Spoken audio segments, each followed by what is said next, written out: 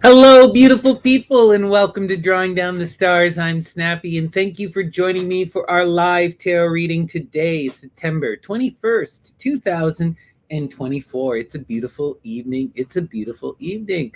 Let's give a shout out to everyone here in the chat. Good to see you, Gandhi. Much love, Valerie.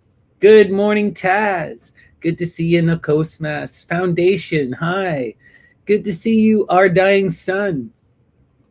Abbott, yes, I know the Wizard Lizard. Their microtonal album is a masterpiece. Love it. All right. Thank you guys. Mother Rhea, all the love in the world. Daphne, great to see you. Okay, so let's start out by talking a bit about our astrology.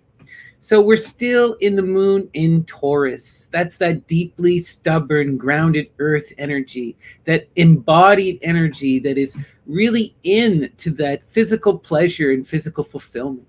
One that is connected to the family and to the home and to the earth, that is going to be slow to move and to adapt. And in our emotions, we're going to feel really intense and sure of ourselves. We're going to be really in our emotions. And this is going to mean it's going to be a bit hard for us to change and move past them. But at the same time, with this Virgo in the sun energy, we have so much earth we can move mountains, really build and transform and expand, really connect to the self and to the body, and really work on ourselves and do that perfection that is necessary. So it's an interesting moment. And we're also moving out of this energy of Taurus this morning, or tomorrow morning, I should say, around 6:30 or so. We're going to be moving into that moon in Gemini. And that's going to bring with it this intense communicative energy, that energy that wants to seek knowledge and growth and transformation, where we're going to move from this very insular, closed self to this very expansive self. So that's kind of the energy we're going through as we're moving throughout this evening. Beautiful, right? And when I was meditating this morning and I was pulling my cards, I pulled the Princess of Cups. Really profound, beautiful energy. The princess is that earth in water, the one who floats upon the waves and is transformed and moves. She gives and she receives and she rests on the waters as that total element that can embrace the flow and be transformed by it, yet maintain herself upon it, right? She has that strength of character, her core that remains true, yet she can still rise through the cycles of transformation all the same.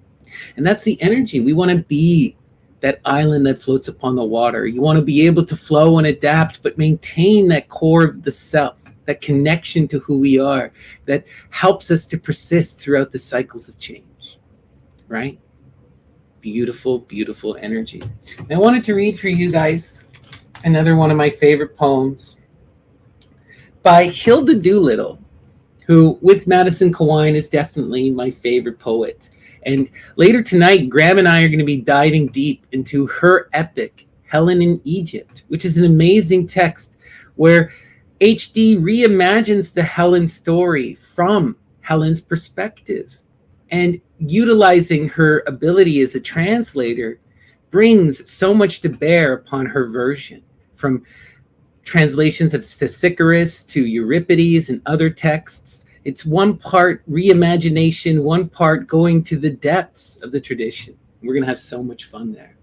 But before we do that, let's finish our tarot. So we'll start with this poem. This is called The Shrine.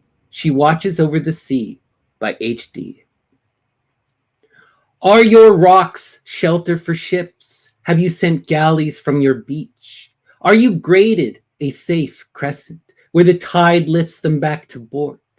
Are you full and sweet, tempting the quiet to depart in their trading ships? Nay, you are great, fierce, evil. You are the land blight. You have tempted men, but they perished on your cliffs. Your lights are but dank shoals, slate and pebble and wet shells, and seaweed fastened to the rocks. It was evil, evil when they found you. When the quiet men looked at you, they sought a headland shaded with ledge or cliff from the wind blast. But you are unsheltered.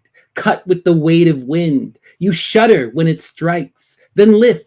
Swelled with the blast, you sink as the tide sinks. You shrill under hail and sound thunder when thunder sounds. You are useless when the tides swirl. Your boulders cut and wreck the staggering ships. You are useless, O grave, O beautiful, the landsmen tell it. I have heard you are useless. And the wind sounds with this in the sea where rollers shot with blue cut under deeper blue. But stay tender, enchanted, where wavelengths cut you apart from all the rest. For we have found you. We watch the splendor of you. We thread throat on throat of Frisia for yourself. You are not forgot, O plunder of lilies. Honey is not more sweet than the salt stretch of your beach. Stay. Stay, but terror has caught us now. We pass the men in ships. We dare deeper than the fisher folk, and you strike us with terror, O bright shaft. Flame passes under us, and sparks that unknot the flesh, sorrow splitting bone from bone, splendor athwart our eyes, and rifts in the splendor, sparks and scattered light. Many warned of this. Men said, there are wrecks on the forebeach. Wind will beat your ship. There is no shelter in that headland. It is useless waste, that ledge, that front of rock. Seagulls clang beyond the breakers. None venture to that spot. But hail, as the tide slackens, as the wind beats out, we hail the shore. We sing to you, spirit between the headlands and the further rocks. Though oaken beams split, though boats and seamen flounder, and the strait grinds sand with sand and cut boulders to sand and drift, your eyes have pardoned our faults. Your hands have touched us. You have leaned forward a little, and the waves can never thrust us back from the splendor of your ragged coast. Beautiful imagery for those with ears to hear. Chasing after that muse, right? Beautiful. Okay, we're now going to start with our Ganapati oracle. Ganapati Ganesha is the divine child, the Lord of beginnings, guardian of the threshold, and master of the spirits, the Ganas. And we ask them to send us a message and to inspire us and to ensure that our words are heard by those who need to hear them. So, Lord Ganapati, what is the message this evening? All right. And the message today is protection. Protection. Doing what is necessary to take care of our own, right? To really embody that spirit of air, right? That nemesis energy, that wisdom and reason to do what is right. That Knight of Swords energy, the one who defends truth, right? Profound energy. And this is about learning to protect ourselves and our loved ones and to do what is necessary to ensure that they have what is needed and what is best, right? Intense energy. Wow. But beautiful energy, right? Especially with this moon in Taurus. Now's the time when we need to think of our family and of ourselves. When we need to do what is right to protect our own, our loved ones, our children, ourselves, right? Beautiful energy. Beautiful. Okay. Now we're going to go to our sortes proper. But for those of you unaware, the sortes is a form of bibliomancy, that is divination through literature. And it comes to us from the Greco-Roman tradition. And we invoke the goddesses of inspiration, the divine muses, and ask them to send a message through the text. And today we are going to begin with Rebele, Pantagruel, Gargantua and Pantagruel, sorry. All right. Muses, what is the message from Rebele? Inspire us this evening. The devil. We've run out of new wine.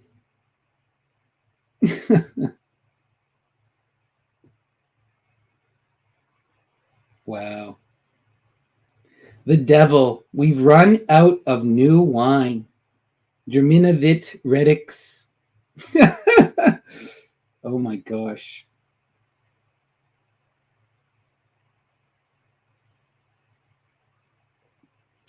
This is also a recognition I'm getting from this message that we need to take that moment and recognize Dionysus, right? To have a little fun in our life, have a drink and give a hail. Sometimes it's simple as that. When the wine has run out, time to get more wine. All right. Hermann Hesse, Narcissus, and Goldman. Muses, what is the message from Hermann Hesse? Inspire us this evening. The people, monks as well as lay brothers, lived a well-ordered life and had their own special occupations and left him in peace.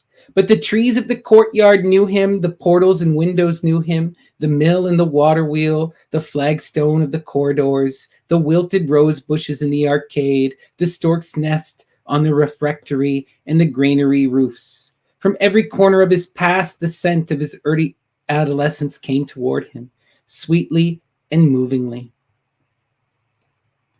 Wow.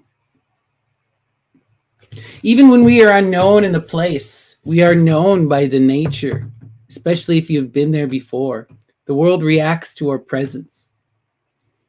And the people may not see you, but the goddess always does. All right, let us continue. We're now going to go to Marlowe, Dr. Faustus. Muses, what is the message from Dr. Faustus and Marlowe? Inspire us.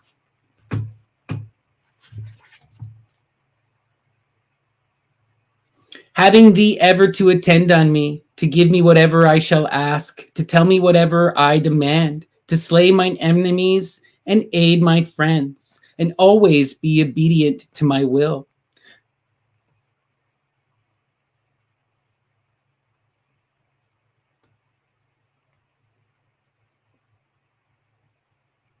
And here engages the problem, right? The devil does want to do these things, to give you whatever you ask, to tell you whatever you demand, to slay your enemies and aid your friends. But the issue arises when, are you trying to possess that Luciferian spirit? Are you trying to take and control your situation? Are you bound by greed?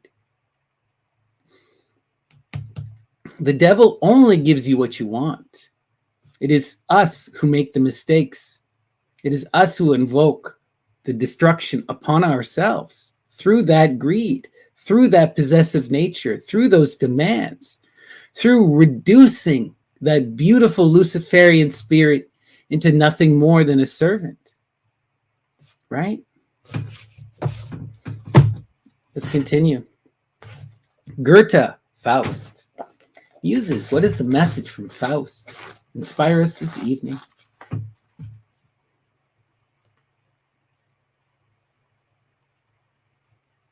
O grand, in fountains, to it with a will. Drawing the spigots and seeing the wines of their choice flowing into the glasses. O grand, in fountains, to it with will. Then again, we have more Dionysus. More Dionysus. Draw forth your wine and fill your cups. Recognize that it is that fountain in that flow of the river, in the blood of the earth. And drink it and embrace that true will. Wow, what a beautiful message. Dionysus is coming out in droves this evening. Okay. Our next reading, we're going to go to Don Juan in Hell by Bernard Shaw. Muses, what is the message from Bernard Shaw? Inspire us.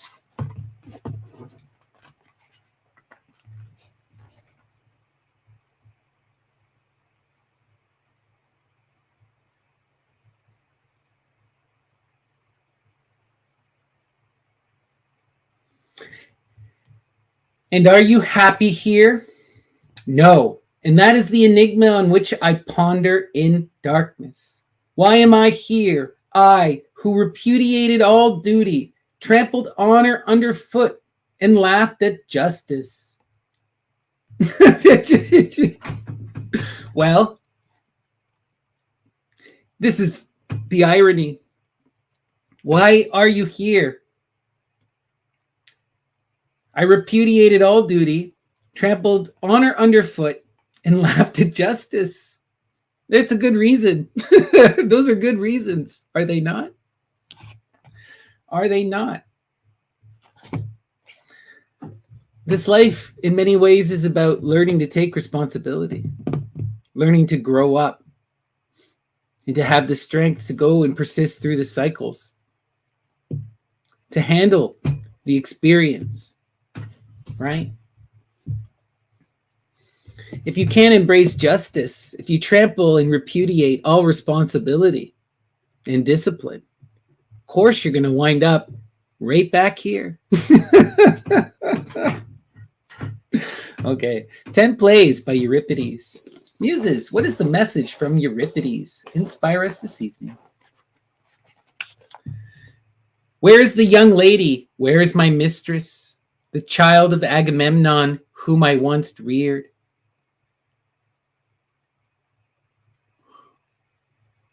Wow. Where is the young lady? Where is my mistress? The child of Agamemnon, who I once reared. They speak of Iphigenia, right? And where is Iphigenia? Slayed by Agamemnon in the name of Artemis.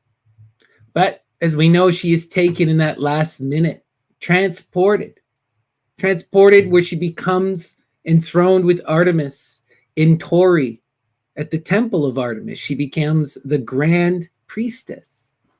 And this is seen as a saving, right? Because Agamemnon was willing to kill her, to destroy her, to appease. And therefore, she could not stay with Agamemnon. You also have to understand, on one hand, well, the gods are asking you to do this incredible, insane thing, right?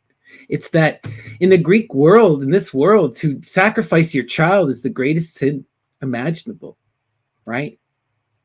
And Agamemnon was going to go through with it. And so he lost his child. And Artemis took her. Interesting. And we also need to remember that the Oresteia follows that story, right? Where the blood feud compounds and compounds and compounds until Athena herself must get involved and end the cycle of violence. All right. Let's now go to Poe.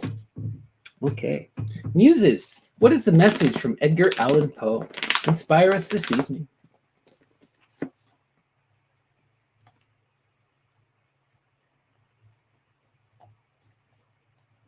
Add to all this shoes, such as she had been known to wear upon the day of her disappearance. And although these shoes may be sold in packages, you so far augment the probability as to verge upon certain.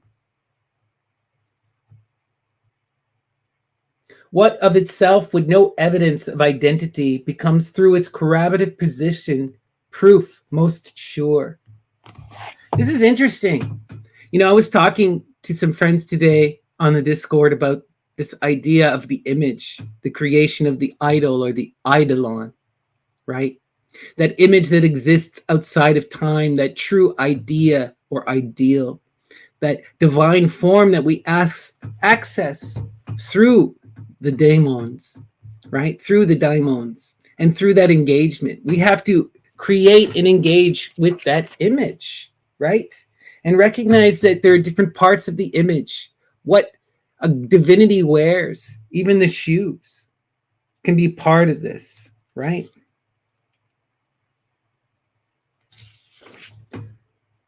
And even though the shoes may be mundane, right? You can put them in our world when they're taken into that sacred context and they're applied as a totality to create an eidolon. They create something greater than the whole. They connect you. You utilize the material to draw down the star, to connect to that divine idea that is transcendent. And we do it through the physical connection, through the creation of art and the reception of art, the perception of art, Beautiful. Let's continue. Lorca, 3 tragedies. Muses, what is the message from Lorca? Inspire us.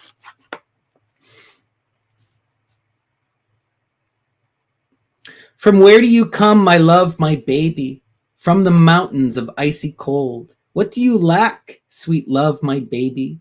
The woven warmth in your dress. She threads the needle. Let the branches tremble in the sun and the fountains leap all around. Wow. From where do you come, my love, my baby? From the mountains of icy cold. Where does Dionysus descend from?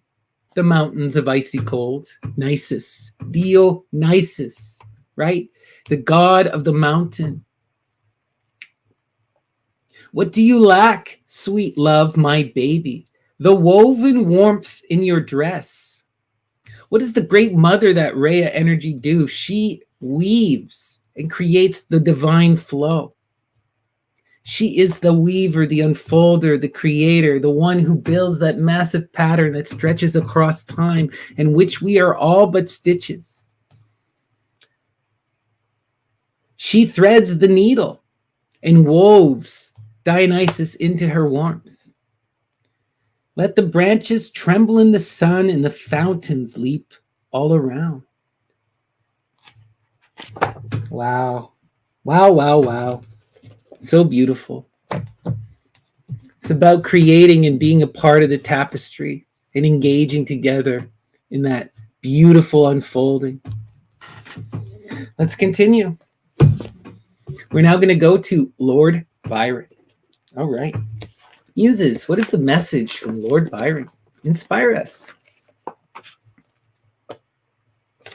Hail Muse, etc.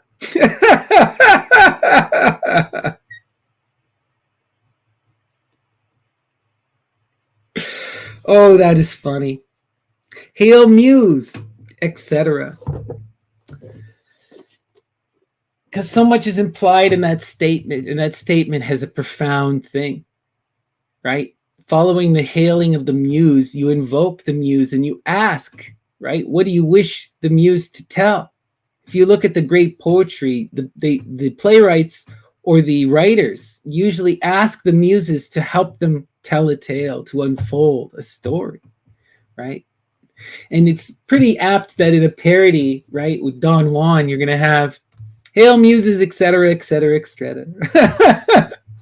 But it's still there, right? It's still there. The hailing is still there. That acknowledgement of inspiration, that pursuit of artistic creation, that unfolding of the generation, right? And that engagement with this process.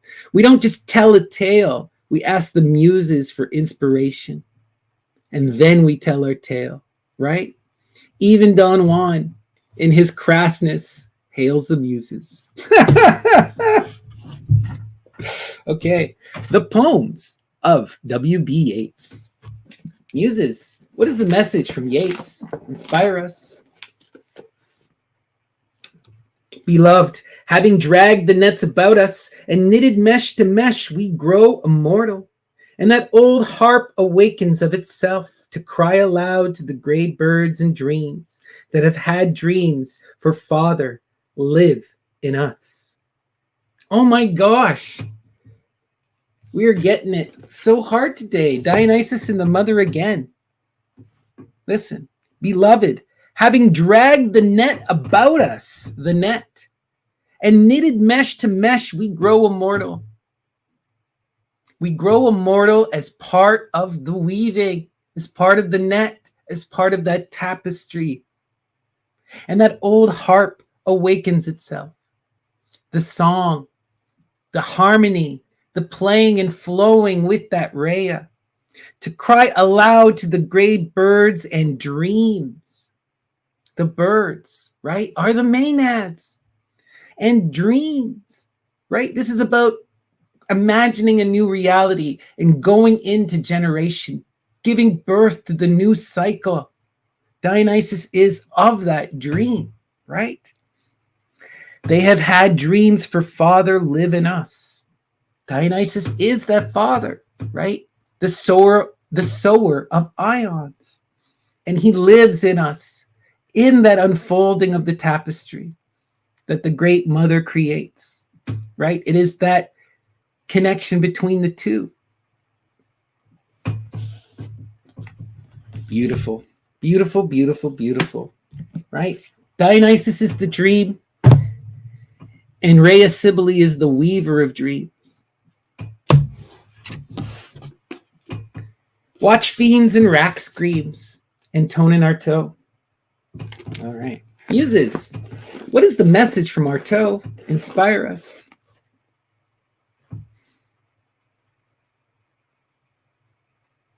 Which means that before mommy and daddy, who had neither father or mother, it is said, and where indeed would they have got them, they, when they became this unique conjunct, no husband nor wife could have seen sit or stand before this improbable whole. The Spirit feels out for us to fill us with a little more self-disgust, with this unemployable body made of meat and mad sperm. This body hanged from before lice, sweating on the impossible table of heaven, its callous atom odor, its corporous odor of abject detritus, ejected from the ooze of the finger mutilated Inca, who for an idea had an arm, but had as a hand only a dead palm, having lost his fingers by dint of killing kings. Holy, Artaud is always so deeply magical and intense. Let's break this down. Which means that before mommy and daddy, who had neither father nor mother, it is said, and where indeed would they have got them, they, when they became this unique conjunct.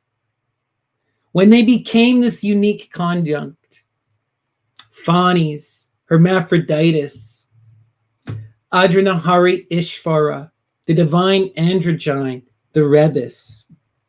No husband nor wife could have seen sit or stand before this improbable whole. The Spirit feels out for us. No individual can survive in that gaping hole that drives us to that connection, to fill us and to bring us together in unity.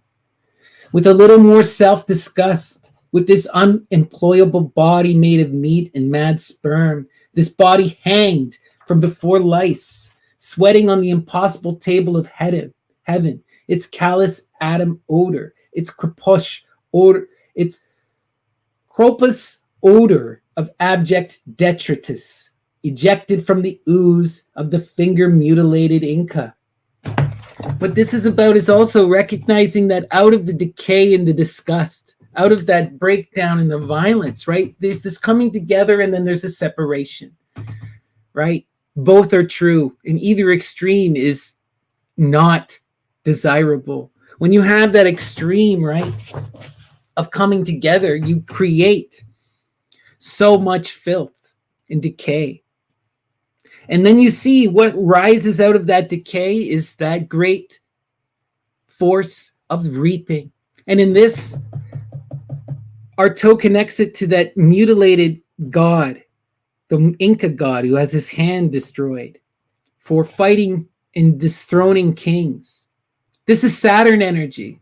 Saturn is that reaper, the great recycler who ensures that death and violence cause the cycle to continue again, right?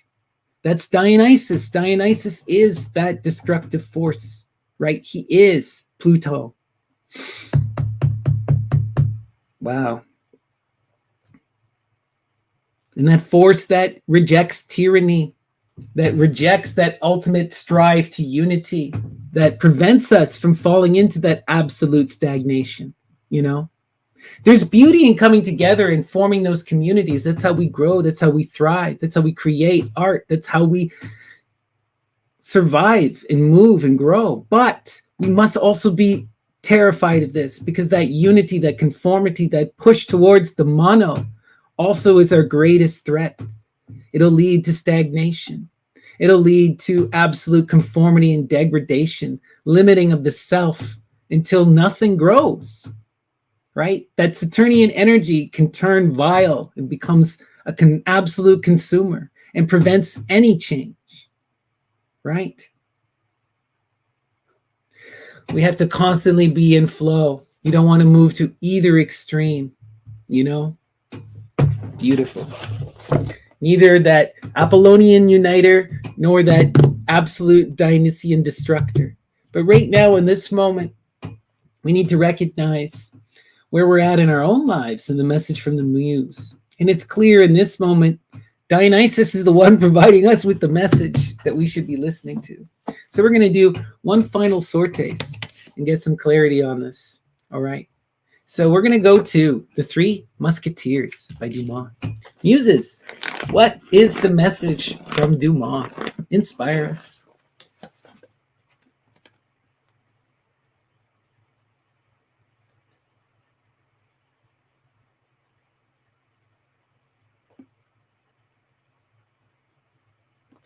Well, monsieur, I will bet you, said Athos, that my three companions, Monsieur Pathos, Aramis, and D'Artagnan, and myself will go and breakfast in the bastion of Saint Gervais, and will remain there an hour by the watch, whatever the enemy may do to dislodge us. Wow, we're seeing some Dionysian magic on display again. Let us bet, let us wager, right? Let us wager. See what will happen. The games and the frivolity. Recognize Dionysus is the fool, right? Is the fool. Also recognize there are three companions, the three who become one, who look out for each other, right? In that fourth, that secret hidden fourth that comes and helps fulfill the three. The new generation, right? D'Artagnan is that new cycle that comes out of the Three Musketeers. It's really interesting. And here, what are they doing? They're going into the area of the enemy. They're entering the grounds of Ares, right? They're entering the grounds of Ares. And they will remain there an hour by the watch, no matter what the enemy does to dislodge them. Pay attention to this. This is something that you'll see in many of these rites and of these games. You have to enter the circle and hold your ground, king of the mountain. This is a traditional ritual that would be performed with wrestling and such, you know, and it's something that we see in many, many, many of the myths. Jason has to enter the grounds of Ares, right, in order to fight the dragon and receive the golden fleece. Hercules must enter the grounds of Ares, right, in order to establish the Olympic Games and create the rights to Zeus. The games are so important, and the gambling is so important. It's that invocation of Fortuna, Tai Chi, the random, turning everything over to that nature, right? Interesting. All right. Wow. So much Dionysus, so much Great Mother, so much Muse energy today. Wow. We're now going to hop to our tarot proper. But before I do, please give me a like and a subscribe. It really does make a big difference. And if you're at all interested in a private reading, you can reach out to me at snappydts@gmail.com, or you can find me on the Myth and Lore Discord. All right, I have a card shooting out at me already, so I guess that's our center card. But we will still invoke Saturn. So Saturn, please help us dissect our life, cut it up and put it on the plate. Show us the interconnections in the present. Show us how to evolve, how to overcome the conflicts, how to manifest our true will. And what is the message for the greater community, right? And as always, the key message here is foundation, center card. Yeah, there are groves of Pan, but look up the Grove of Ares. The Grove of Ares is key in the story of Heracles and in the story of Jason. The Grove of Pan is a bit different. It's not about the game. The Grove of Pan is where you go to experience the panic. So now we have the throne, the foundation, our power base, the establishment of that true connected, that family in the world, right? What are we seeing here is that for this message for today, it's all about building that foundation, connecting to that foundation. Perfect energy for this Taurus moon, right? This is about connecting to the family, connecting to our loved ones, connecting to our family, really being in that connection. All right. The groves of Aries are not the same. Anyway, let us continue. Again, you got to read Apollonius, okay? Rhodius, the Argonautica. Okay. Here we got the 5 of Wands, strife. What we're seeing here is as we try to manifest this foundation, as we try to come into that foundation, there is a struggle here. There's so much desire, and there's this desire to grow beyond the stability of the 4 to bring this in. And in order to do that, we have to transform to success. But as we expand and bring in more energy, we are bringing in some kind of strife, some kind of conflict. Materializing this foundation is difficult, right? It's hard. There's a struggle.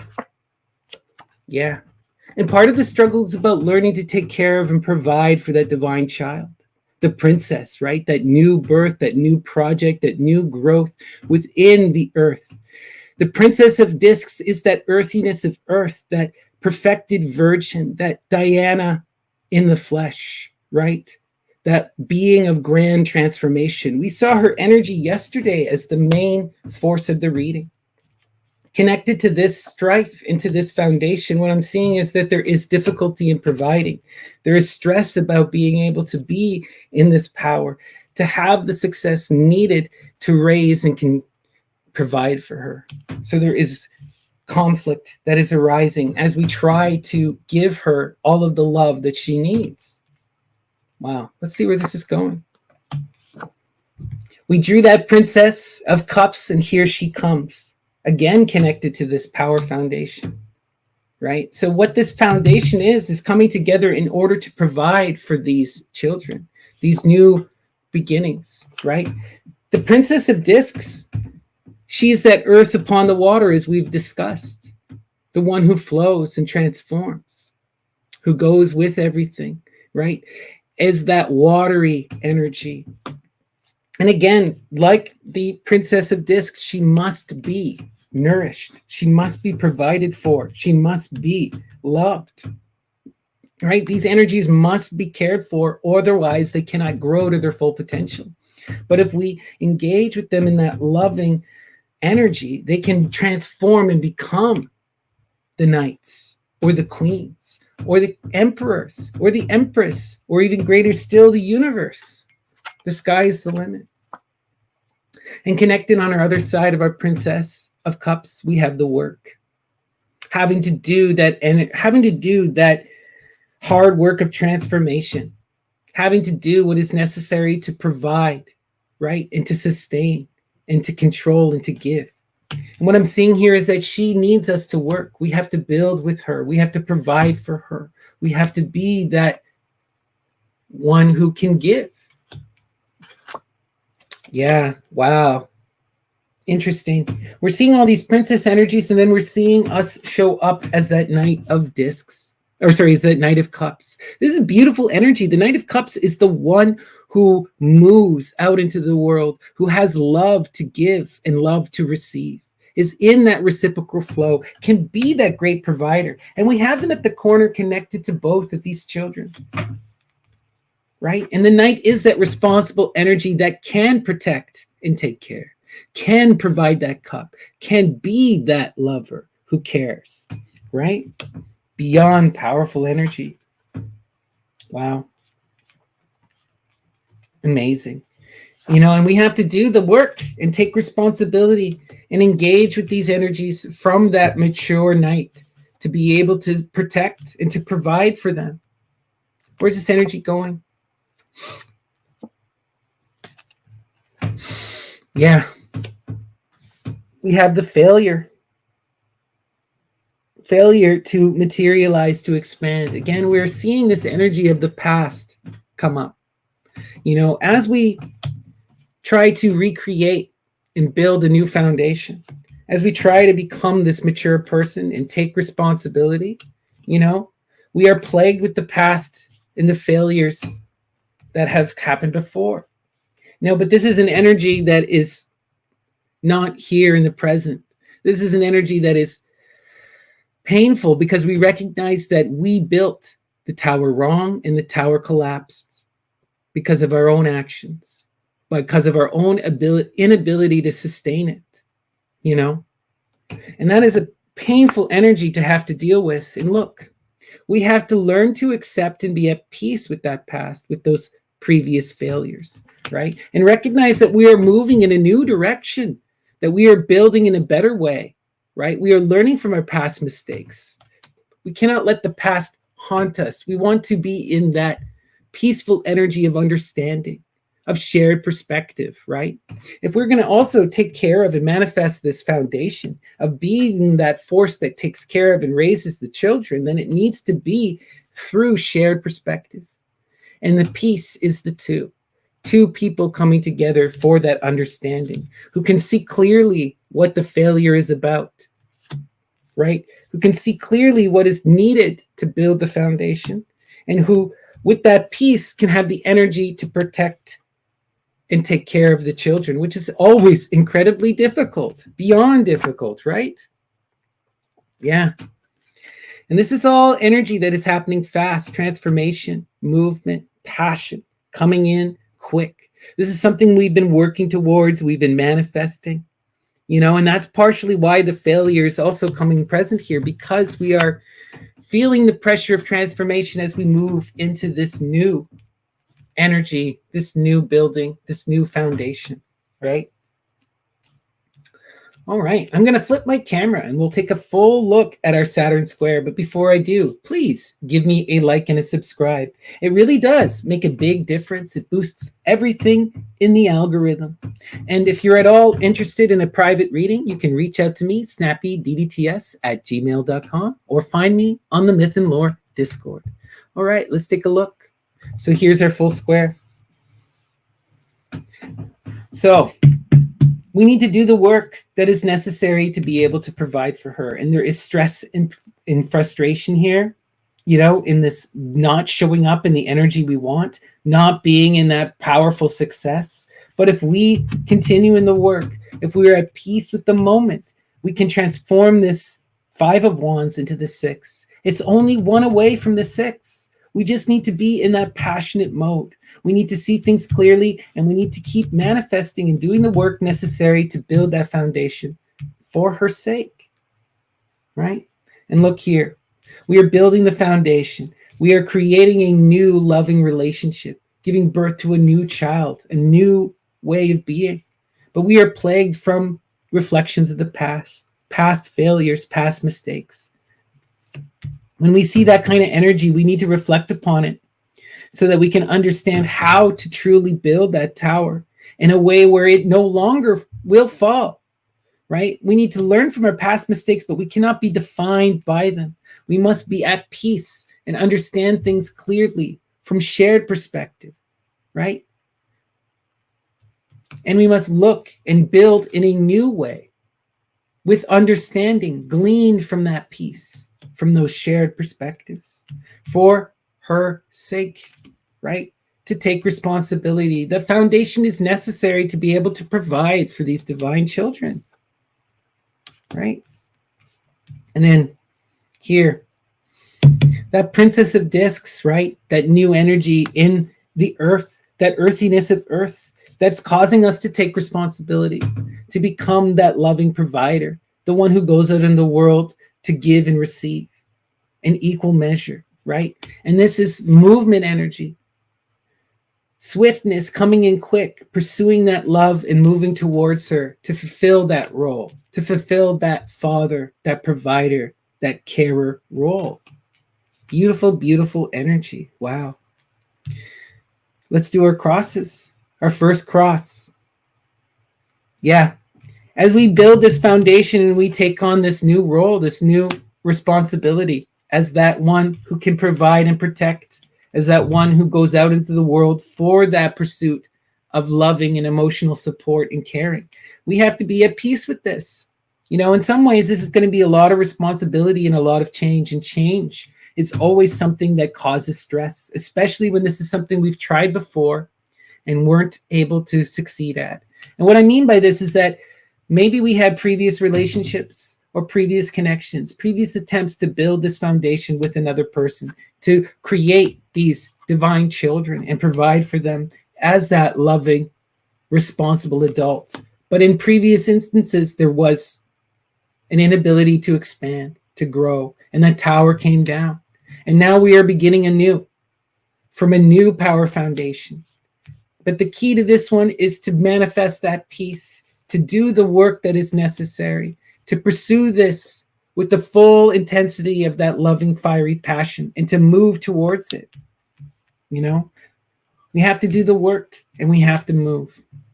The energy here is all about pursuing this building of the foundation, about taking responsibility, about becoming that provider and the one who is responsible, right? About transforming the conflict into success, about being at peace in spite of past failures, and about doing the work. This is beautiful, profound energy. This is something that is all about coming together to generate and create in loving harmony. And these are that creation. Take responsibility, build that foundation, become that knight. That's the message. I hope it resonated with you. It certainly resonated with me. All right. We're going to do one final sword taste and then we're going to call it. And you can all come and see me in a few minutes when we will be back with my dear friend Graham to talk about HD and Helen in Egypt. So for our final sword taste, we are going to go back to Dumas. Okay. All right. Muses. What is the message? What is the message from Dumas? Inspire us.